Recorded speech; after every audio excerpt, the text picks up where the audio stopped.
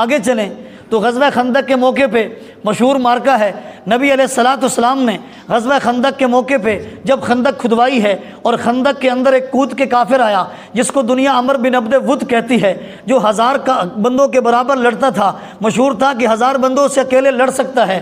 جب اس نے للکارا اور کہا کہ حل من مبارز، کوئی ہے مسلمان جو آ کر کے میرا مقابلہ کرے، تو سب سے پہلے جو مقابلے کے لیے اٹھے وہ حضرت علی تھے۔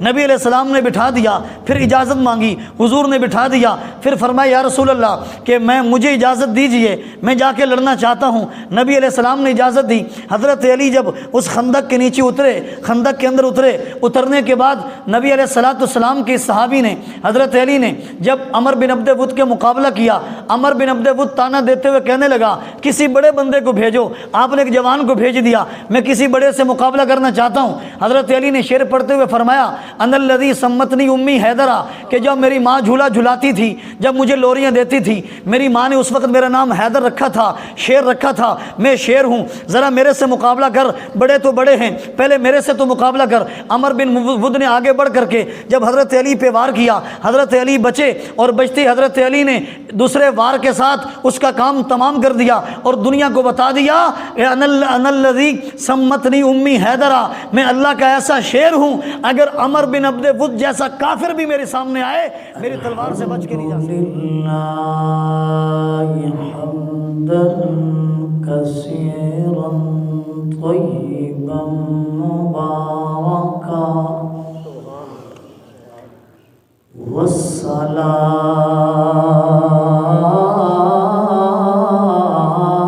والصلاة والسلام على أفضل الرسل محمد المصطفى وعلى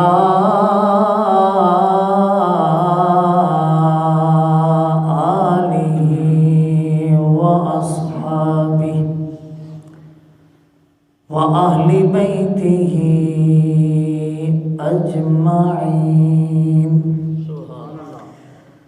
أما بعد فأعوذ بالله من الشيطان الرجيم، بسم الله الرحمن الرحيم، والذين معه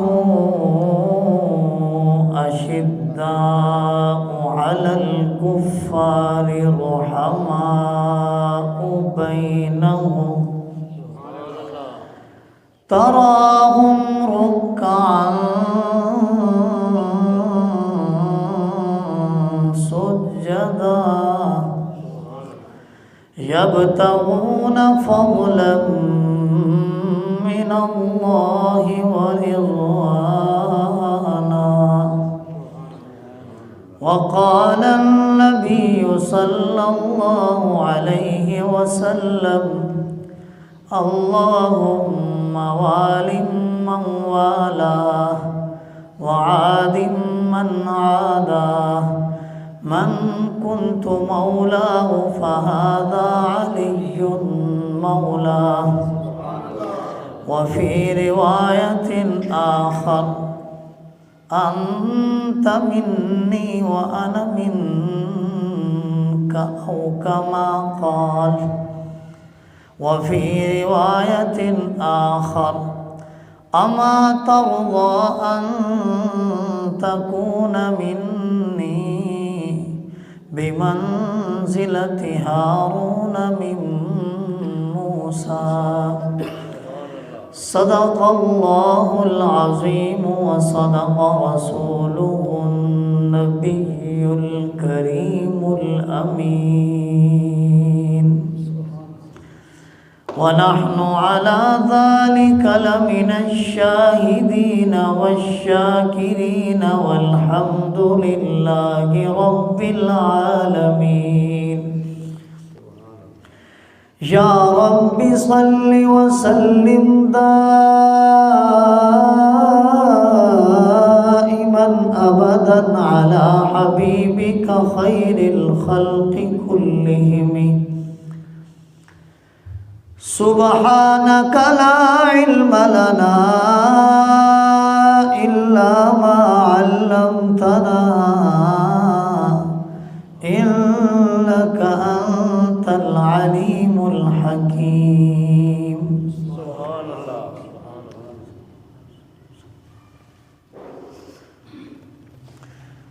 اتر کر حرا سے سوئے قوم آیا،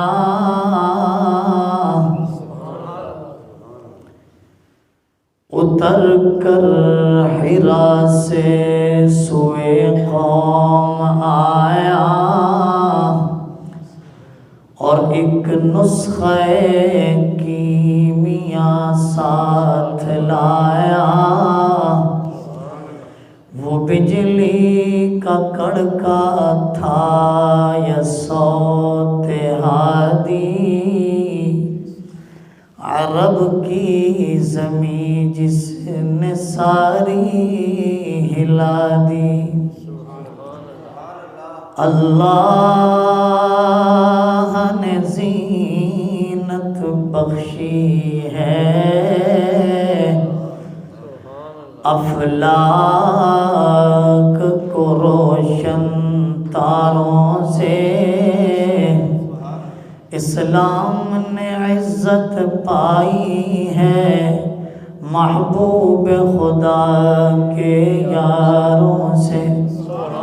ابو بکر عمر ہیں سمع و بصر، عثمان و علی ہیں قلب و جگر، ہو کیوں نہ محبت ان چاروں سے۔ نام سن کر کیوں بگڑتا ہے نادان، تعریف صحابہ ثابت ہے قرآن کے 30 پاروں سے۔ وہ چاند جو روشن ہوا بطحا کی افق پر، اس چاند کے تابندہ ستارے ہیں صحابہ، لے شوق سے نام صحابہ کا، کر چرچا عام صحابہ کا، گر طلب ہے تجھ کو جنت کی تو پلہ تھام صحابہ کا۔ میرے واجب الاحترام بزرگوں، دوستوں، رمضان المبارک نصف گزر چکا ہے اور نصف باقی ہے۔ اس مقدس بابرکت مہینے میں بہت سی اسلامی شخصیات کا سانحہ ارتحال ہے، جن میں سر فہرست نبی کریم صلی اللہ علیہ وسلم کی غم گسار زوجہ اور زوجہ اول حضرت سیدہ خدیجۃ الکبریٰ رضی اللہ تعالی عنہا ہیں، اور دوسرے نمبر پر نبی کریم صلی اللہ علیہ وسلم کی دوسرے نمبر کی بیٹی حضرت سیدہ رقیہ رضی اللہ عنہا کی وفات بھی اسی مہینے میں ہے، حضرت سیدہ اماں فاطمہ کی وفات بھی اسی مہینے میں ہے، اور سب امت کی ماں، مومنوں کی ماں حضرت سیدہ اماں عائشہ صدیقہ رضی اللہ عنہا کی وفات بھی اسی مہینے میں ہے، حضرت سیدنا عبداللہ بن مسعود رضی اللہ عنہ کی وفات بھی اسی مہینے میں ہے، اور حضرت سیدنا و مرشدنا و آقاؤنا حضرت علی المرتضیٰ شیر خدا رضی اللہ عنہ کی وفات بھی اسی مہینے میں ہے۔ وقت کی قلت دامن گیر ہے، اور ایک بہت طویل عنوان میری آنکھوں کے سامنے ہے، اور میں انتہائی اختصار کے ساتھ، اختصار ہی ہوتا ہے، کاش کے کبھی تفصیل بھی ہوتی۔ تو میں بڑے اختصار کے ساتھ حضرت حیدر کرار کی شان کو بیان کرنے کی کوشش کروں گا۔ آپ نے ایسے سننا ہے جیسے دیوانے سنتے ہیں، جو دیوانہ ہے وہ کہے باقی چپ رہے۔ آپ نے ایسے سننا ہے جیسے کہ سننے کا حق ہوتا ہے۔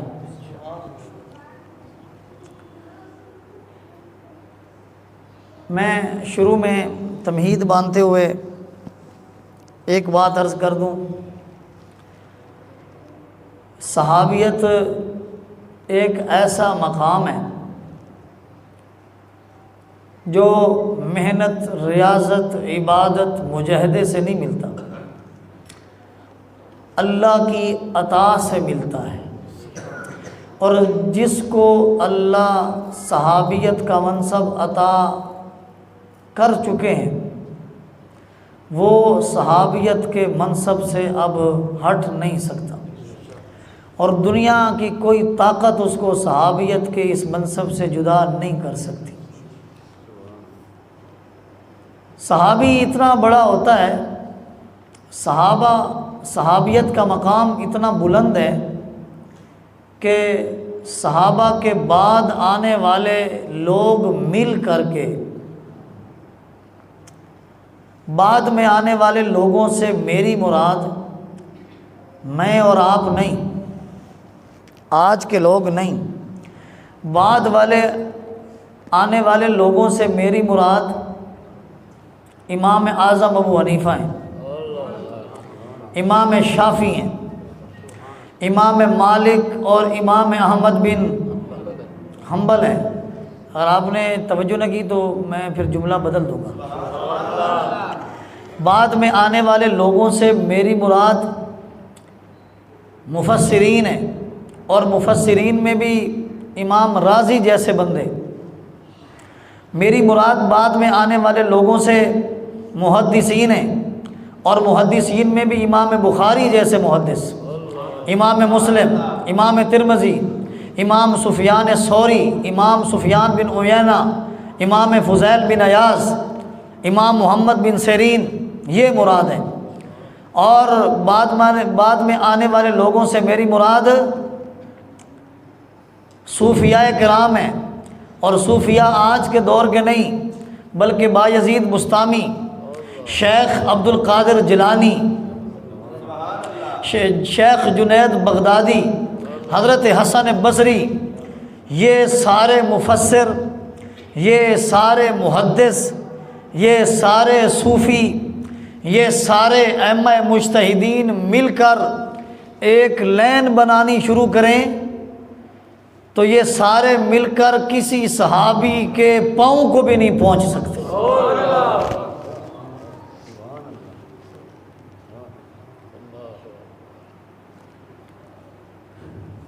اگر آپ میرے سے پوچھیں کہ صحابیت کسے کہتے ہیں،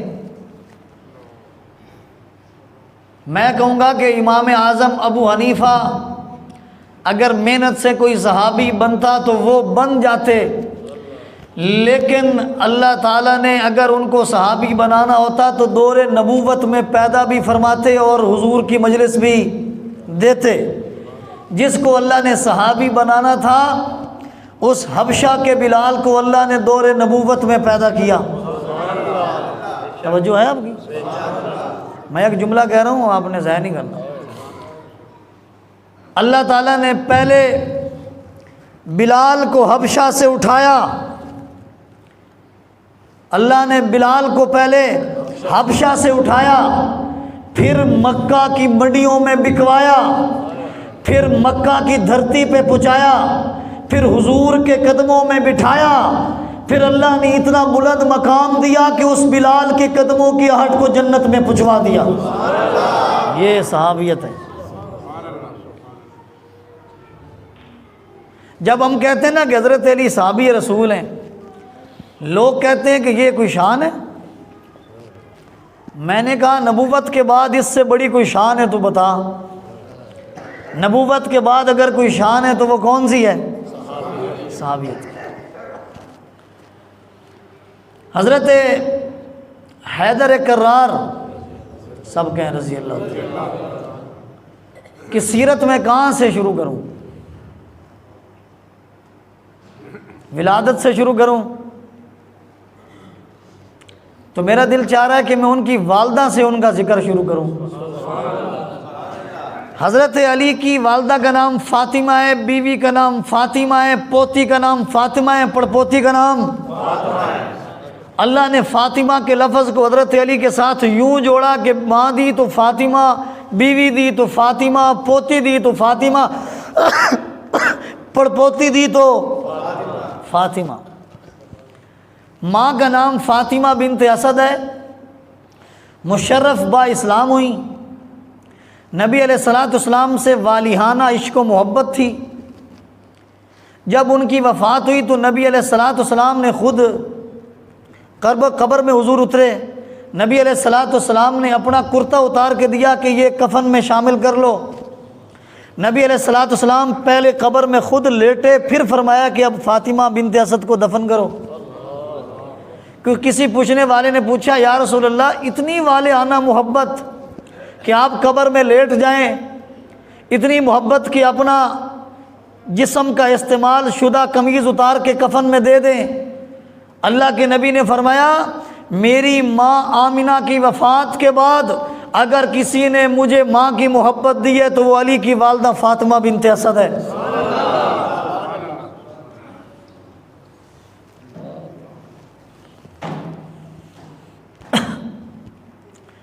حضرت علی مرتضیٰ رضی اللہ تعالیٰ عنہ میں شبان میں بیان کر چکا ہوں، میں اس تفصیل میں اب نہیں جاؤں گا، میں وہ باتیں کروں گا جو پہلے نہیں ہوں۔ حضرت سیدنا علی مرتضیٰ رضی اللہ تعالیٰ عنہ نے پرورش کہاں پر پائی؟ ہمارے نبی کے گھر میں، نبی کریم صلی اللہ علیہ وسلم کی گود میں حضرت علی کا بچپن گزرا۔ بلکہ ایک روایت میں آتا ہے کہ حضرت علی کے منہ مبارک میں جو سب سے پہلی چیز گئی وہ حضور کا لعاب تھا، یعنی کہ حضرت علی کو گھٹی کس نے دی؟ نبی کریم صلی اللہ علیہ وسلم نے خود دی۔ حضرت علی رضی اللہ تعالیٰ عنہ، ہم ملین کے قریب مسلمان آج ہیں، ملین میں، لیکن اس دور میں جب اسلام کی گنتی شروع ہوئی، جب مسلمانوں کی گنتی شروع ہوئی تو مردوں میں جو مسلمانوں کی گنتی شروع ہوئی تو وہ حضرت ابو بکر سے شروع ہوئی، اور بچوں میں جب مسلمانوں کی گنتی شروع ہوئی تو وہ حضرت علی سے ہوئی۔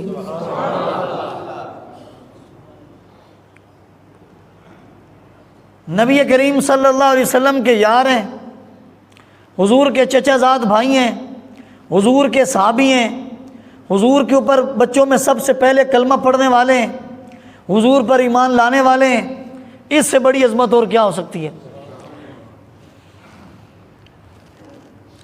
میں ایک جملہ توجہ رہے آپ کی، سب سے پہلی وحی کس غار میں اتری؟ آپ نے جواب دینا ہے، جس کو آتا ہے وہ جواب دے، بس جا کے آپ سنا کریں۔ یہ دیکھو میں آپ کو بتا دوں، عام طور پہ لوگ یہ سمجھتے ہیں کہ بس 2-3 قصے سنائے اور بات ختم ہوگی۔ صحابہ کی، ان شخصیات کی پوری سیرت کو سننا ہمارے لیے ضروری ہے۔ بات سمجھ آ رہی ہے کہ نہیں ہے؟ جن کے تذکرے خود میرے نبی نے کیے ہوں، ہم کون ہوتے ہیں تذکرہ نہ کرنے والے؟ اس لیے تذکرہ کرنا ان کا عبادت ہے، عبادت کی نیت سے بیٹھک۔ یہ معلومات مسلمانوں کے پاس ہونی چاہیے، ہونی چاہیے کہ نہیں ہونی چاہیے؟ بڑی دلچسپی لے کے بیٹھا کریں۔ آج کاش کے مسلمانوں میں وہ غور مطالعے کا شوق ہوتا، اب تو ہم نے کتابوں کو چھوڑ دیا ہوا ہے، ہم نے کبھی بھی اسلام کی ہسٹری کا مطالعہ نہیں کیا۔ اللہ تعالیٰ میں یہ شوق نصیب فرمائے۔ نبی کریم صلی اللہ علیہ وسلم پر باب بدء الوحی میں امام بخاری رحمہ اللہ نے سب سے پہلا عنوان باب قائم کیا بخاری میں، اس میں جو سب سے پہلی حدیث لائے ہیں اس میں نبی علیہ السلام نے غار حرا میں گئے، وہاں پر پہلی وحی اتری، اقرأ بسم ربک الذی خلق خلق الانسان من علق اقرأ وربک الاکرم۔ یہ وحی لے کر انوارات اور تجلیات اور رحمات اور برکت سب سے پہلی جو وحی کی تھی، حضور اپنے چہرے پہ سمیٹ کر جس وقت مکہ کی وادی میں اترے، مکہ میں آئے تو سب سے پہلے حضور کے چہرے پہ جس کی نظر پڑی اس کو اماں خدیجۃ الکبریٰ کہتے ہیں رضی اللہ تعالی۔ حضرت اماں خدیجہ فرماتی ہیں کہ نبی کریم صلی اللہ علیہ وسلم جب دعوت اسلام دیتے، لوگ حضور پہ مٹی پھینکتے، لوگ حضور کے اوپر پتھر پھینکتے، لوگ حضور کو تانے دیتے، نبی کریم صلی اللہ علیہ وسلم جب تھکے ہارے گھر پہ آتے، آ کے بیٹھتے تو میں حضور کے قدموں میں بیٹھ جاتی اور میں اپنے دوپٹے سے کبھی حضور کا چہرہ صاف کرتی، کبھی میں اپنے دوپٹے سے حضور کے جوتے کو صاف کرتی، کبھی میں اپنے نبی کو تسلی دیتی۔ اور حضرت اماں خدیجہ وہ ہیں جنہوں نے سب سے پہلے حضور کو تسلی دی جب حضور وہی لے کر کے آئے اور جسم پہ کپ کپی تاری تھی اور نبی علیہ السلام فرما رہے تھے زملونی زملونی، اے خدیجہ مجھے کمبل اڑا دیجئے۔ اس موقع پہ حضرت اماں خدیجہ نے ایسے جملے بولے کہ جو جملے آج تک کوئی نہ بول سکا کسی کو تسلی دینے کے لیے۔ فرمایا تکسب المعدوم و تقری الضیف، اے نبی آپ تو غریبوں کی مدد کرنے والے ہیں، آپ تو مہمان نوازی کرنے والے ہیں، آپ کی شفقت و رحمت کے سائباں کے نیچے لوگوں کو ہمدردی اور تسلی ملتی ہے، اور جس کی یہ صفات ہوں کلا واللہ لا یخزیک اللہ ابدا، اللہ کی قسم اللہ اس کو کبھی بھی رسوا نہیں کرتے۔ جب یہ محبتیں اور شفقتیں دیکھی نا تو اللہ نے وحی اتاری، جبریل امین حضور کے پاس آئے اور آ کر فرمانے لگے یا رسول اللہ مجھے اللہ نے بھیجا ہے کہ میں اللہ کا سلام خدیجہ کو دے دیجئے۔ وحی کے اترنے کے بعد حضرت سیدہ خدیجۃ الکبریٰ رضی اللہ تعالیٰ عنہ نے سب سے پہلے ورقہ بن نوفل کے پاس، جو پہلی کتابوں کو جانتے تھے، ورقہ بن نوفل کے پاس جس کو قاصد پیغام رساں بنا کر بھیجا وہ حضرت علی تھے رضی اللہ تعالیٰ عنہ۔ بات سمجھ آئی؟ میں عنوان سے نہیں ہٹاؤں۔ نبی کریم صلی اللہ علیہ وسلم کا کلمہ پڑھ لیا، کلمہ پڑھنے کے بعد جو مسلمان جو لوگ آتے تھے مکہ مکرمہ میں اور اسلام لانے پہ پابندی تھی، حضور کے پاس جانے پہ پابندی تھی، دار ارقم تک جو حضور کے صحابہ کو حضور تک پہنچانے والے تھے ان کا نام حضرت علی ہے۔ حضرت ابو ذر غفاری رضی اللہ عنہ جو اپنے قبیلہ غفار سے چلے اور چلتے چلتے مکہ مکرمہ میں پہنچے، اور وہ تو ایک بیٹھے تھے ایک صنم کدہ میں، ایک آتش کدہ میں بیٹھے تھے۔ بڑی آپ کی توجہ چاہتے ہوئے اگر آپ توجہ کریں گے تو انشاءاللہ میں بات کر پاؤں گا۔ مسئلہ یہ ہے کہ جب چہرے مرجھا جائیں تو پھر ہر چیز ہی مرجھا جاتی ہے۔ وہ آتش کدہ میں بیٹھے تھے جو 100 سال سے آگ جل رہی تھی، اس کے نگران بن کے بیٹھے تھے، آگ لکڑیاں ڈال رہے تھے، آگ بجھنے نہیں دینی۔ ان کے دل میں ایک بات آئی کہ یہ کون سا دین ہے کہ آگ جلتی رہے اور میں بیٹھا رہوں۔ ان کے دل نے ان کو کہا، عقل بھی تو دی اللہ نے۔ وہاں سے اٹھے، نکلے، گھر سے بھاگے، بھاگ کر ایک کنویں میں پہنچے، یہودی عالم ملے، ان سے عیسائی عالم ملے، ان سے پوچھا اس وقت ہدایت کہاں پر ملے گی؟ اس نے کہا کہ مکہ مکرمہ کی دھرتی پر، میری کتابیں یہ کہتی ہیں۔ حضرت ابو ذر غفاری وہاں سے چلے اور پیدل چل کے راستے کی ساری صعوبتیں مشقتیں برداشت کرتے ہوئے مکہ کی دھرتی میں پہنچے۔ خانہ کعبہ کے ارد گرد چکر لگاتے ہیں اور سب دیکھنے والے سمجھتے ہیں کہ اوپرا بندہ آیا ہے، جانتے ہم اس کو کوئی نہیں۔ حضرت علی المرتضیٰ نے دیکھا تو ایک دن ساتھ میں کان لگا کے پوچھا کس لیے آئے ہو، کہاں سے آئے ہو؟ کہا میں تو ہدایت کا متلاشی ہوں، میں آخری نبی کی تلاش میں آیا ہوں۔ حضرت علی نے فرمایا کہ یہاں نام نہیں لینا، میں جب چلوں تو میرے پیچھے چل پڑنا، لیکن فاصلے کے ساتھ، جب کوئی دیکھے تو میں بیٹھ جاؤں گا، آپ چلتے رہنا تاکہ کسی کو شک نہ ہو۔ سب سے پہلی مہمان نوازی حضرت ابو ذر غفاری کی حضرت علی نے کی۔ حضرت علی کی سیرت کا ایک پہلو یہ بھی ہے، جب دار ارقم میں جانے پہ پابندی تھی، جب نبی علیہ الصلوۃ والسلام کے کلمہ پڑھنے کی پابندی تھی، جب بحر والوں کے لیے حضور سے ملاقات پر پابندی تھی، اس وقت کون تھے جو اپنے گھر میں لے جا کر کھانا کھلا کر مسافروں کو رہائش دے کر حضور کے قدموں میں پہنچا رہے تھے؟ اتنی بڑی ڈیوٹی کو سر انجام دینے والے کا نام حضرت علی ہے۔ آگے چلیں، توجہ کم، وقت کم ہے۔ نبی کریم صلی اللہ علیہ وسلم ہجرت فرماتے ہیں، کیا تیز چلیں گے اب، ہجرت فرماتے ہیں۔ ہجرت کے موقع پہ آپ جانتے ہیں کہ ایک امانت اللہ کی تھی، ایک مکہ والوں کی تھی۔ مکہ والوں کی امانتیں حضرت علی کے سپرد ہو گئیں۔ حضرت علی کے سپرد جب امانتیں کی، جو بات میں کرنا چاہ رہا ہوں پہلے میں تفصیلی بات کر چکا ہوں۔ حضرت علی المرتضیٰ رضی اللہ تعالیٰ عنہ کو حضور نے اپنے بستر پہ سلا دیا۔ 54 صحابہ نے ہجرت کی ہے۔ کتنے صحابہ نے؟ 54 صحابہ نے ہجرت کی ہے۔ ان 54 کو اللہ کے نبی نے پہلے بھیج دیا، وہ چلے گئے۔ حضرت علی مکہ مکرمہ میں نبی علیہ السلام کے بستر پر ہیں۔ حضرت علی فرماتے تھے میں جب ہر رات کو سوتا تھا تو سوتے ہی میں کلمہ پڑھتا تھا، اللہ سے توبہ کر کے سوتا تھا، اس لیے کیا پتا کہ میں دنیا سے رخصت ہو جاؤں، میری آنکھیں نہ کھل سکیں۔ لیکن جس رات کو حضور نے اپنے بستر پہ مجھے سلا دیا اور حضور نے فرما دیا کہ علی تو نے کل نکلنا ہے امانتیں دے کر، اور دینے کے بعد تو میرے ساتھ مکہ میں مدینہ میں ملاقات کرے گا، پھر میں مدینہ میں داخل ہوں گا، میں مدینہ سے بہر آپ سے ملاقات کروں گا۔ حضرت علی فرماتے ہیں اس رات کو میں نے کوئی ڈر خوف نہیں آیا میرے اندر، اور میں یقین کے ساتھ سویا کہ آج علی جو مرضی کر لے، آج تجھے موت نہیں آنے والی، کیونکہ حضور نے فرمایا کہ تم مدینہ میں پہنچے گا۔ حضرت علی کی توجہ رہے، حضرت علی کی حضور اقدس صلی اللہ علیہ وسلم کے ساتھ محبت دیکھیے۔ یہ وہ بستر ہے کہ جہاں پر اللہ وحی بھیجتے ہیں، یہ وہ بستر ہے جس پر کائنات کا سردار سوتا ہے، یہ وہ بستر ہے جہاں پر پسینہ حضور کا گرتا ہے اور خوشبوئیں اٹھتی ہیں۔ آج اس بستر کا وارث اللہ نے کس کو بنایا؟ حضرت علی کو، اور فرمایا کہ آپ سو جاؤ اور سونے کے بعد میرے پاس پہنچو گے۔ نبی علیہ الصلوۃ والسلام ہجرت فرمانے کے بعد مدینہ منورہ کے قریب قباء کے مقام پہ پہنچے۔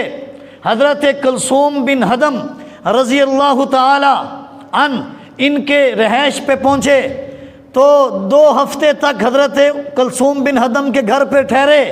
کسی پوچھنے والے نے پوچھا یا رسول اللہ، آپ مدینہ کے قریب ہیں اور مدینہ کے لوگ آپ کو روزانہ دعوت دیتے ہیں کہ آپ ہماری دعوت پہ آپ آئے، مدینہ قریب ہے، چند منازل کی مسافت پر ہے، آپ مدینہ میں آ جائیں، لیکن یا رسول اللہ آپ مدینہ میں داخل نہیں ہوتے، قباء کے مقام پہ بیٹھے ہیں، 2 ہفتے گزر گئے، کیا وجہ ہے کہ مدینہ میں نہیں آتے؟ میرے آقا نے جواب دیا، فرمایا کہ میں علی سے وعدہ کر کے آیا تھا کہ میں مدینہ میں تب داخل ہوں گا، اے علی جب تو بھی آئے گا، علی آئیں گے تو میں بھی یہاں سے مدینہ میں داخل ہوں گا۔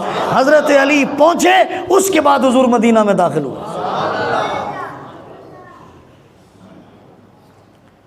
مطلب یہ ہے کہ حضور اپنے یاروں کے ساتھ مل کر پوری آب و تاب کے ساتھ داخل ہوئے۔ توجہ، اللہ کے نبی نے 3 مقامات پر مواخات قائم کی۔ مواخات کا معنی ہوتا ہے بھائی چارگی، بھائی ایک دوسرے کو بھائی بنانا۔ 3 مقامات پر مواخات کو قائم کیا گیا۔ ایک مقام مکہ مکرمہ میں آیا اور 2 مقام ہجرت کے بعد آئے۔ ایک تو ہجرت کے فوراً بعد مدینہ میں پہنچتے ہی نبی علیہ الصلوۃ والسلام نے مواخات کو قائم کیا۔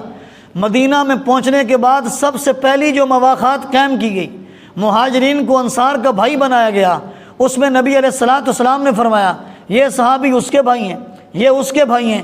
حضرت علی سامنے آتے تھے لیکن حضرت علی کا حضور نام نہیں لیتے تھے۔ حضرت علی پھر آگے آتے، حضور نام نہیں لیتے۔ پریشان ہوئے کہ حضور میرا نام کیوں نہیں لیتے؟ سب کو بھائی بنا دیا، میں کھڑا ہوں۔ آقا علیہ السلام نے فرمایا علی پریشان نہ ہو، تو میرا بھائی ہے۔ مدینہ میں پہنچ کے جس کو حضور نے اپنا بھائی بنایا اس کو حضرت علی کہتے ہیں۔ نبی علیہ الصلاۃ والسلام نے مدینہ پہنچنے کے بعد، میں پچھلے جمعے پہ تفصیل سے بات کر چکا ہوں، اپنی بیٹی فاطمہ کا نکاح جس کو دیا وہ کون تھے؟ وہ حضرت علی المرتضیٰ رضی اللہ عنہ تھے۔ اب ذرا غور کیجئے، نبی کریم صلی اللہ علیہ وسلم جب بدر کے مقام پر گئے اور بدر کے مقام کے اوپر جس نے داد شجاعت لیتے ہوئے جو میدان بدر میں اترے اور اتر کر کے ولید بن عتبہ کو قتل کیا، ان کا نام کیا تھا؟ حضرت علی المرتضیٰ۔ بدر کی جو غنیمت تھی، بدر کی غنیمت میں ایک تلوار آئی تھی، وہ تلوار نبی علیہ الصلاۃ والسلام نے اپنے لیے پسند کی، اور پسند کرنے کے بعد وہ تلوار حضرت علی کو دے دی، جس تلوار کو ذوالفقار کہتے ہیں۔ یہ ذوالفقار حیدری غزوہ بدر میں نبی علیہ الصلاۃ والسلام کی پسند تھی، حضور نے اپنی پسند کرنے کے بعد وہی ذوالفقار والی تلوار حضرت علی المرتضیٰ کو دے دی۔ یہ غزوہ بدر ہے۔ آگے چلیں، غزوہ احد کے موقع پہ نبی علیہ الصلاۃ والسلام کی خود کی جو کڑیاں تھیں وہ نبی علیہ الصلاۃ والسلام کے چہرے کے اندر داخل ہو گئیں۔ صحابہ کرام کی محبت دیکھیے، کڑیوں کو نکالنا ہے، صحابہ کرام نے کسی آلے کا استعمال نہیں کیا، بلکہ ایک صحابی نے بڑھ کر اپنے دانتوں سے کڑیوں کو کھینچا، اور کھینچتے ہوئے ان کے دانت تو ٹوٹ گئے، لیکن کڑیوں کو کسی آلے سے نہیں، اپنے دانتوں سے کھینچتے رہے کہ یا رسول اللہ، ہماری محبت یہ گوارا نہیں کرتی آپ کے چہرے پہ کسی آلے کو استعمال کیا جائے، ہم اپنے منہ اور اپنے دانتوں کے ساتھ کڑیوں کو کھینچیں گے۔ وہ جو کڑیاں کھینچی گئیں، جب اس سے خون نکلا، اس خون کو بند کرنے والے، نبی علیہ السلام کے زخم کو بھرنے والے، حضور کی تیمارداری کرنے والے، نبی علیہ السلام کا علاج کرنے والے، وہ کون تھے؟ ایک حضرت علی تھے، نمبر 2 ان کی بیوی، ان کی زوجہ حضرت سیدہ فاطمہ الزہرا تھی رضی اللہ تعالی عنہ۔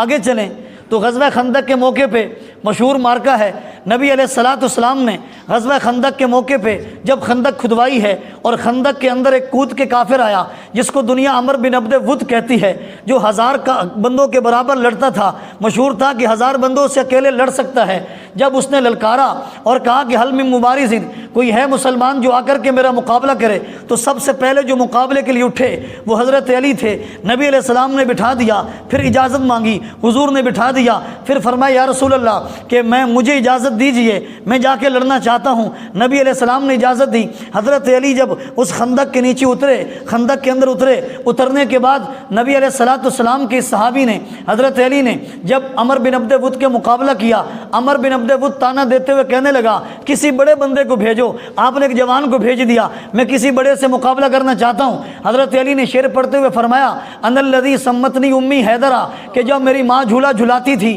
جب مجھے لوریاں دیتی تھی، میری ماں نے اس وقت میرا نام حیدر رکھا تھا، شیر رکھا تھا، میں شیر ہوں، ذرا میرے سے مقابلہ کر، بڑے تو بڑے ہیں، پہلے میرے سے تو مقابلہ کر۔ عمر بن ود نے آگے بڑھ کر کے جب حضرت علی پہ وار کیا، حضرت علی بچے، اور بچتے حضرت علی نے دوسرے وار کے ساتھ اس کا کام تمام کر دیا اور دنیا کو بتا دیا ان الذی سمتنی امی حیدرہ، میں اللہ کا ایسا شیر ہوں، اگر عمر بن عبد ود جیسا کافر بھی میرے سامنے آئے، میری تلوار سے بچ کے نہیں جا سکتا۔ غزوہ خندق کے بعد غزوہ خیبر ہے، کیا ہے بھائی؟ میں غزوہ خیبر کا ذکر کر کے پھر صلح حدیبیہ اور فتح مکہ کی طرف جا رہا ہوں، ذرا توجہ کیجیے۔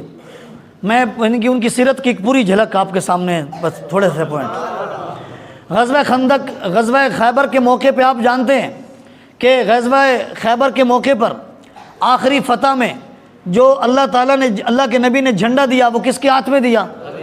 لیکن آپ کو یہ پتہ ہونا چاہیے کہ خیبر کے مقام پر صرف ایک قلعہ نہیں تھا، خیبر کے مقام پر 16 قلعے تھے۔ کتنے؟ 16 قلعوں میں سے آخری قلعہ قموس تھا۔ پہلے 15 قلعے صحابہ نے فتح کر لیے تھے، یہ جو آخری قلعہ قموس تھا، یہاں پر مارکا شدید تھا، یہاں پر گھمسان کا رن تھا، یہ جلدی سے فتح نہیں ہو رہا تھا۔ تو نبی علیہ الصلاۃ والسلام نے رات کو اعلان کیا کہ میں اعلان کرتا ہوں کہ کل کو جھنڈا میں ایسے بندے کے ہاتھ میں دوں گا کہ وہ اللہ سے بھی محبت کرتا ہوگا، اللہ اور اس کے رسول اس سے محبت کرتے ہوں گے۔ اب صحابہ کرام کو اشتیاق تھا کہ وہ کون سا خوش نصیب ہے جس کو اللہ کے نبی جھنڈا دیں گے کہ وہ اللہ کا بھی محبوب ہوگا اور اللہ اور اس کے رسول اس کے محبوب ہوں گے۔ تو صبح کو نبی علیہ الصلاۃ والسلام نے فرمایا فرمایا کہ حضرت علی کہاں ہیں؟ صحابہ کرام نے بتایا کہ وہ اشوب چشم میں ہیں، ان کی آنکھوں میں پانی اتر آیا ہے۔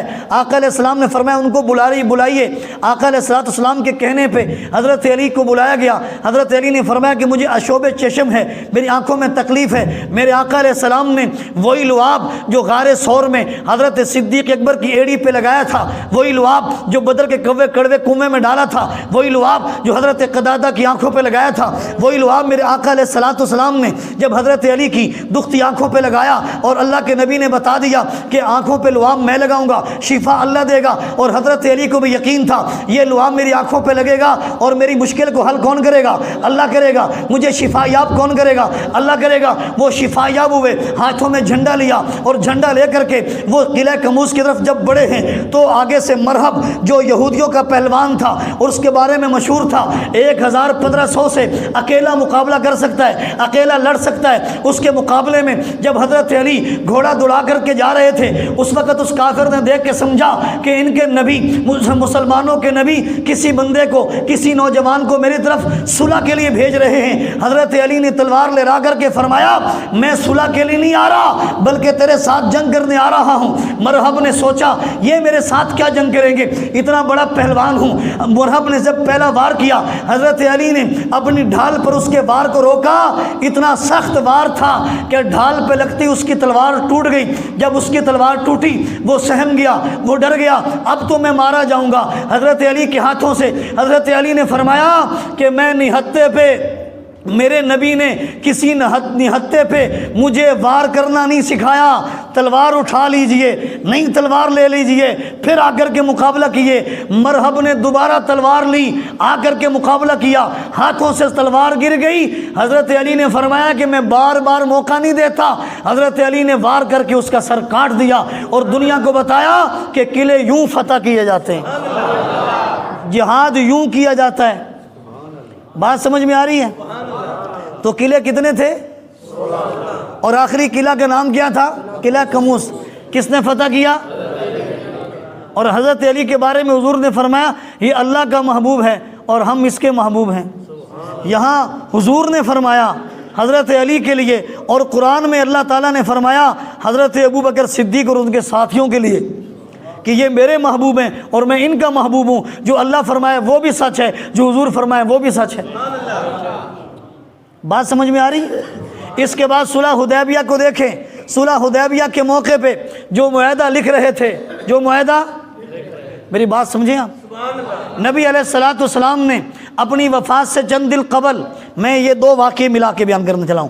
نبی علیہ السلام نے اپنی وفات سے چند دن قبل چند صحابہ بیٹھے تھے، نبی علیہ السلام کی تیمارداری میں حضور نے فرمایا کاغذ و قلم لے کے آؤ، میں تمہیں کچھ لکھوا کے دینا چاہتا ہوں، کاغذ و قلم لے کے آؤ۔ نبی علیہ السلام کے پاس حضرت علی بھی بیٹھے تھے، حضرت عباس بھی بیٹھے تھے، حضرت عمر فاروق بھی بیٹھے تھے۔ حضرت فاروق اعظم نے فرمایا کاغذ و قلم نہ لے کے آؤ، ابھی ضرورت نہیں ہے، ابھی ضرورت۔ اب کوئی کہنے والا یہ کہے کہ حضرت فاروق اعظم نے، حضور نے حکم کیا کاغذ و قلم لے کے آؤ، حضرت فاروق اعظم نے روک دیا، کیوں روکا؟ نہیں روکنا چاہیے تھا۔ میں نے کہا اس لیے روکا کیونکہ حضرت فاروق اعظم کو اپنے آقا سے محبت تھی، وہ آقا علیہ السلام کو تکلیف نہیں دینا چاہتے تھے۔ حضرت فاروق اعظم فرما رہے تھے ابھی نہ لکھواؤ، جب حضور ٹھیک ہو لیں گے پھر سب کچھ لکھوا لیں گے، ابھی حضور کو تکلیف نہ دو۔ یہ محبت کی بنا پر ہے، یہ مخالفت نہیں ہے، یہ محبت ہے۔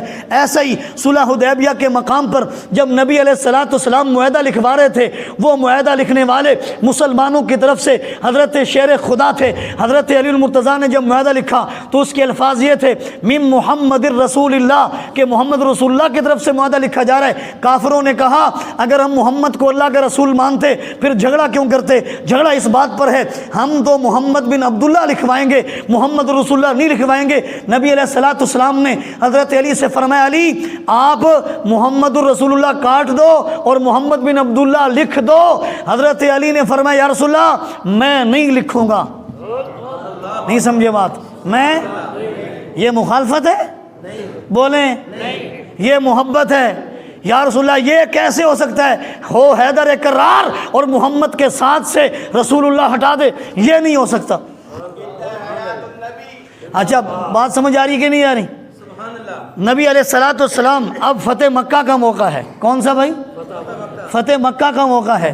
فتح مکہ کے موقع پہ ایک بات یاد رکھیں، عقیدہ حیات النبی ہم سب کا عقیدہ ہے، اس پہ پریشان نہ ہوا کریں. ایک دفعہ اونچی آواز سے کہیں عقیدہ حیات النبی کہیں زندہ باد، یہ ہمارا عقیدہ ہے. ٹھیک ہے. نبی علیہ السلام حضرت حیدر کرار رضی اللہ تعالیٰ عنہ فتح مکہ کے موقع پر، کس موقع پر؟ فتح مکہ کے موقع پر حضرت حیدر کرار رضی اللہ تعالیٰ عنہ جب گئے تو ان کی 2 بہنیں تھیں. کتنی؟ ایک بہن کا نام تھا ام ہانی، ایک بہن کا نام تھا جمانہ. یہ جو ام ہانی تھی، ان کا جس جگہ پہ نکاح ہوا تھا ان کے سسرال والے کافر تھے اور نبی علیہ الصلوۃ والسلام کے دشمن تھے.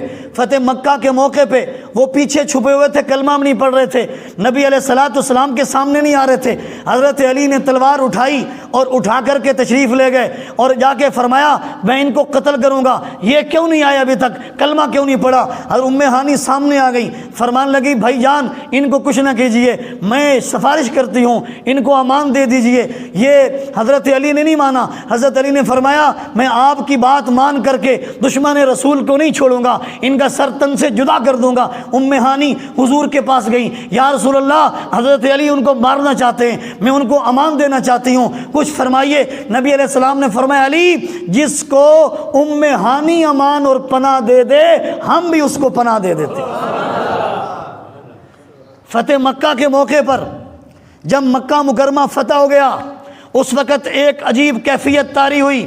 جو انصار صحابہ تھے، جو کون تھے؟ مدینہ والے تھے، ان کے دل میں ایک بات آئی.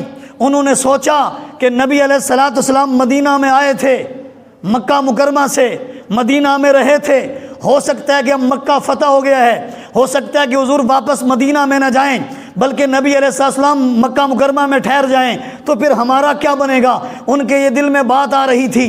لیکن میرے آقا نے اعلان کیا اے مدینہ والو تم نے ہماری اس وقت مدد کی تھی، تم اس وقت انصار بنے تھے جب ہمارا گھر نہیں تھا، ہمارا در نہیں تھا، مال و زر نہیں تھا، ہمیں اپنے لوگوں نے نکال دیا تھا، اس وقت تم نے ہمارا ساتھ دیا تھا. میں محمد تمہیں کبھی بھی نہیں چھوڑوں گا، میری قبر بھی مدینہ میں بنے گی، میں رہوں گا بھی تو مدینہ میں رہوں گا. بات سمجھ گئے؟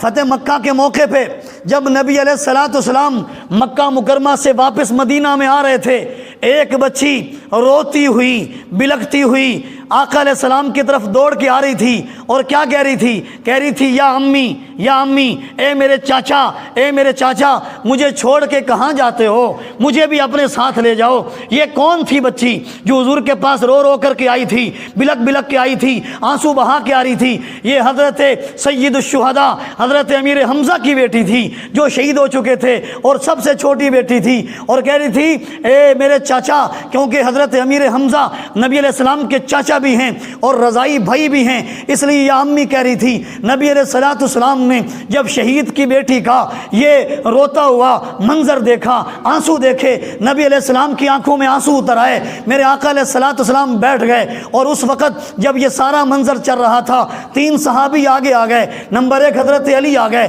نمبر 2 حضرت جعفر طیار آ گئے، نمبر 3 حضرت زید بن حارثہ آ گئے. حضرت علی نے فرمایا یا رسول اللہ یہ بچی مجھے دے دو، اس کی پرورش میں کرنا چاہتا ہوں، یہ شہید کی بیٹی ہے. حضرت جعفر طیار نے کہا یہ بیٹی مجھے دے دو. حضرت زید بن حارثہ نے فرمایا یہ بیٹی مجھے دے دو. جب یہ منظر دیکھ رہا تھا میرے ذہن میں بات آ رہی تھی، اے نبی جی آپ کے آنے سے پہلے اسی مکہ کی دھرتی پہ بچیوں کو زندہ درگور کر دیا جاتا تھا، اسی مکہ کی دھرتیوں پہ گوچی کو میوب سمجھا جاتا تھا. اسی مکہ کی دھرتی پہ ایک آدمی نے اپنی بچی کو جنگل میں لے جا کر کے اس کو دفن کر کے اس کے سینے پہ پتھر رکھ دیے تھے، اس کو زندہ جلا، اس کو زندہ مار دیا تھا. اور آج وہ وقت ہے کہ دھرتی مکہ کی ہے، زمین وہی ہے، اور آپ کی تعلیمات یہ ہیں. آج 3 صحابہ آپس میں جھگڑا کرتے ہیں یہ بچی مجھے دے دو، دوسرے کہتے ہیں یہ بچی مجھے دے دو. حضور نے فیصلہ کیسے کیا؟ آج فیصلہ سن لیجئے. نبی علیہ السلام نے فرمایا تم تینوں اپنی اپنی رشتہ داری بیان کرو. کیا کرو؟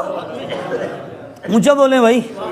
اپنی اپنی رشتہ داری بیان کرو۔ حضرت علی نے فرمایا میرے وہ چچا تھے حضرت امیر حمزہ، تو میرے چچا کی بیٹی ہے، میرا حق زیادہ ہے۔ حضرت جعفر طیار حضرت علی کے بھائی تھے، فرمایا امیر حمزہ میرے چچا تھے، یہ چچا کی بیٹی ہے، میرا حق زیادہ ہے۔ انہوں نے سوچا حضرت زید بن حارثہ کا تو اتنا رشتہ نہیں ہے، تو ان کی طرف حضور یہ بیٹی نہیں دیں گے۔ حضرت زید بن حارثہ نے بھی اپنی رشتہ داری بیان کی، لیکن حضور نے فرمایا تم تینوں میں سے کوئی ایسی رشتہ داری بیان کرے جو فوقیت والی ہو۔ تو پھر کون بولے؟ حضرت جعفر طیار بولے، فرمایا ایک رشتہ داری میں تو ہم دونوں برابر ہیں، علی بھی اور جعفر بھی، لیکن ایک رشتہ داری ایسی ہے کہ جو اس کی سکی خالہ ہے وہ میری زوجہ ہے، تو اس کی خالہ اس کی اچھی پرورش کر سکتی ہے۔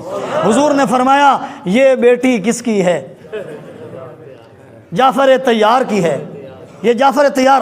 اور حضور نے ایک جملہ کہا جعفر طیار کو، فرمایا اشبہت خلقی و خلقی، میرے اخلاق میں اور میری شکل و صورت میں اگر کسی نے میرے مشابہ آج کے دن میں کسی نے کوئی بندہ دیکھنا ہے تو وہ جعفر طیار کو دیکھ لے۔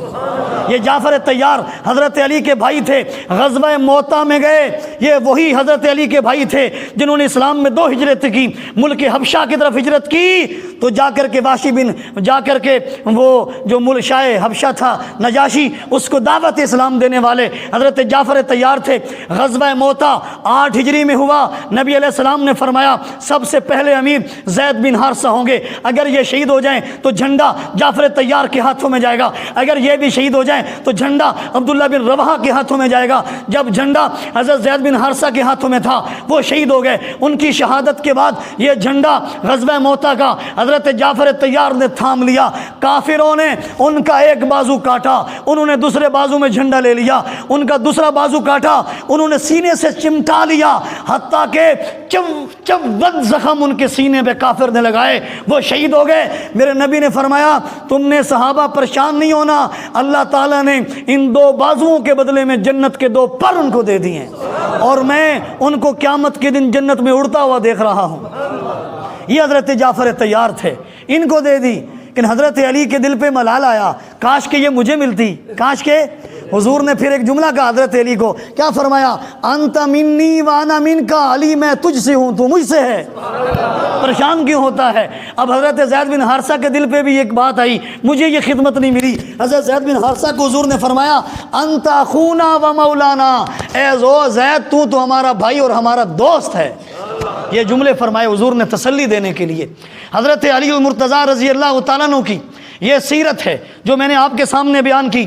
بالآخر نبی علیہ السلام کی وفات ہوئی، میرے پاس وقت نہیں میں ساری تفصیلات میں لے جاؤں۔ حضرت ابوبکر صدیق کا دور خلافت آیا۔ حضرت ابوبکر صدیق کے دور خلافت میں جہاں باقی صحابہ نے حضرت صدیق اکبر کے ہاتھ پر بیعت کر کے ان کو خلیفہ بلا فصل، خلیفہ اول مانا، اسی طریقے سے حضرت علی المرتضیٰ نے بھی ان کے ہاتھ پر مسجد نبوی میں آ کر سب صحابہ کے ہاتھ سامنے ان کے ہاتھ پر بیعت کر کے ان کو خلیفہ بلا فصل مانا، ان کے پیچھے نمازیں پڑھی، حتیٰ کہ جب حضرت سیدہ طیبہ طاہرہ اماں فاطمہ الزہرا رضی اللہ عنہا کا جنازہ تھا، اس جنازے کے موقع پہ حسن بھی تھے، حضرت حسین بھی تھے، حضرت حیدر کرار بھی تھے۔ اس موقع پہ حضرت علی المرتضیٰ نے جس کے ہاتھ سے پکڑ کر جنازے کی امامت کے لیے، جنازہ پڑھانے کے لیے جس کو کھڑا کیا، اور یہ جملے ارشاد فرمائے کہ میرے نبی نے فرمایا تھا لا ينبغي لقوم، اس قوم کے لیے مناسب نہیں ہے جس قوم میں ابو بکر ہو اور ابو بکر کے ہوتے ہوئے کوئی اور امام بنے، اس لیے اس جنازے کی امامت کا امام ابو بکر آپ بنیں گے۔ حضرت صدیق اکبر کے زمانہ خلافت میں چیف جسٹس قاضی القضات کے منصب پہ کون تھے؟ حضرت علی المرتضیٰ تھے۔ حضرت فاروق اعظم کے زمانہ خلافت میں قاضی القضات کون تھے؟ حضرت علی المرتضیٰ تھے۔ عثمان غنی کے دور میں قاضی القضات کون تھے؟ حضرت علی المرتضیٰ تھے۔ خلیفہ وہ تھے اور عدالت کے جو قاضی تھے وہ حضرت علی المرتضیٰ تھے۔ بات سمجھ آ گئی آپ کو؟ چونکہ وقت ختم ہو رہا ہے، میں 1-2 منٹ میں حضرت علی کی شہادت کو بیان کرنا چاہوں گا رمضان کی مناسبت سے۔ توجہ کیجئے، 3 کافروں نے مکہ مکرمہ میں بیٹھ کر مشورہ کیا۔ 3 کافر تھے، ایک کا نام عبد الرحمن بن ملجم تھا، دو اور تھے، ایک کا نام برق تھا، ایک کا نام برکہ تھا۔ ان دونوں نے بیٹھ کے مشورہ کیا، اور مشورہ کیا تھا کہ اس وقت اسلام کے 3 بڑے ستون ہیں، اگر تینوں کو شہید کر دیا جائے اسلام ختم ہو جائے گا۔ انہوں نے کہا کس کس کو ختم کیا جائے؟ نمبر 1 حضرت علی پہ وار کیا جائے، نمبر 2 شام کے اندر حضرت امیر معاویہ پہ وار کیا جائے، اور مصر کے اندر حضرت عمر بن عاص پر وار کیا جائے۔ اگر یہ 3 صحابی شہید کر دیے گئے اسلام کا نام ختم ہو جائے گا۔ ان تینوں نے مشورہ کیا، عبد الرحمن بن ملجم کی تشکیل ہوئی کہ تو نے حضرت علی پہ جا کے حملہ کرنا ہے۔ یہ نکلا اور نکل کر کے کوفہ کے اندر 17 یا 18 رمضان کو پہنچا، اور وہاں پر اس نے یہ طے کیا کہ میں کوفہ کی جامع مسجد میں جب حضرت علی نماز کے لیے آئیں گے، جب وہ نماز پڑھ رہے ہوں گے، میں اس وقت ان پہ حملہ کروں گا۔ یہ مسجد میں انتظار میں تھا، اس نے تلواریں چھپائی ہوئی تھیں۔ بالآخر حضرت علی المرتضیٰ رضی اللہ تعالیٰ عنہ مسجد کے اندر داخل ہوئے، اور تہجد کے وقت میں آتے تھے، ساتھ میں بیٹا حسن بھی آتا تھا، لیکن اس دن وہ تھوڑی تخیر ان کو ہو گئی۔ حضرت علی المرتضیٰ جب مسجد میں پہنچے اور گئے، اس کو اتنی جرت نہیں ہوئی کہ میں نماز سے پہلے وار کر جاؤں، اور اس کو یہ پتہ تھا کہ حضرت علی وار سہتے رہیں گے، نماز نہیں توڑیں گے۔ حضرت علی المرتضیٰ نماز پڑھو تو ایسے ہی پڑھو۔ حضرت علی المرتضیٰ رضی اللہ تعالیٰ عنہ جب نماز پڑھنا شروع کی، عین جس وقت حضرت علی نے اپنا سر سجدے میں رکھ دیا، کافر نے آ کے عبد الرحمن بن ملجم نے آ کے حملہ کیا اور ان کو زخمی کر دیا۔ یہ زخمی کرنے کے بعد اس تلوار پہ خون تھا، یہ تلوار کو لہراتا ہوا باہر نکلا، اور چاندنی رات میں اس کی تلوار پر حضرت علی کا خون چمک رہا تھا۔ آگے سے حضرت حسن آ رہے تھے۔ حضرت حسن نے دیکھا تو عجیب سا محسوس کیا کہ یہ کیا ماجرا ہے، اس کے ہاتھوں میں تلوار کیوں ہے؟ حضرت علی تو پھر حضرت حسن تو جنتی جوانوں کے سردار ہے نا، انہوں نے اس کو پکڑ کے اس کو ایک درخت کے ساتھ باندھ دیا، کہا کہ تو یہاں بندہ رہے، پہلے میں اندر جا کے پتہ کروں کیا معاملہ ہے۔ جب مسجد میں پہنچے تو ان کے والد گرامی زخمی حالت میں تھے، اور حضرت علی مرتضیٰ نے سب سے پہلا سوال اپنے بیٹے حسن سے یہ کیا، اے میرے بیٹے حسن مجھے یہ بتا، مجھے مارنے والا مسلمان تھا یا کافر؟ فرمایا کہ آپ کو مارنے والا خارجی ہے، کافر ہے۔ حضرت علی نے فرمایا فزت برب الکعبہ، اللہ کی قسم میں کامیاب ہو گیا ہوں، میں کامیاب ہو گیا ہوں۔ عبد الرحمن بن ملجم کو حضرت علی کے سامنے لایا گیا، اس نے کہا کہ میں نے تلوار تیار اس لیے کی تھی کہ میں آپ کو قتل کروں، لیکن وہ بدبخت و واصل جہنم ہوا، اور حضرت علی المرتضیٰ رضی اللہ تعالیٰ عنہ شہادت کے عظیم منصب پر فیض ہوئے۔ یہ ان کی شہادت کا مختصر سا واقعہ ہے۔ اور آخر میں حضرت علی کو اللہ نے کتنے بیٹے دیے؟ 14۔ کتنے بیٹے دیے؟ سب کے نام ایک دفعہ سن لیجئے۔ نمبر 1 حضرت حسن بن علی، نمبر 2 حضرت حسین بن علی، حضرت محسن بن علی، حضرت جعفر بن علی، حضرت عباس بن علی، حضرت یحییٰ بن علی، حضرت عون بن علی، حضرت عون بن علی، حضرت جعفر بن علی، حضرت عبداللہ بن علی، حضرت عبید اللہ بن علی، حضرت ابو بکر بن علی، حضرت عمر بن علی، حضرت عثمان بن علی، حضرت محمد اصغر بن علی، حضرت محمد اوسط بن علی، حضرت محمد اکبر بن علی۔ یہ 14 بیٹے حضرت علی المرتضیٰ کے ہیں۔ ان میں سے ہر ایک کی عظمت، شان، مقام کو بیان کرنا اہل سنت والجماعت والے اپنا فرض سمجھتے ہیں، اور ان کے قدموں کی خاک کو اپنی آنکھوں کا سرما سمجھتے ہیں۔ وآخر دعوانا الحمدللہ۔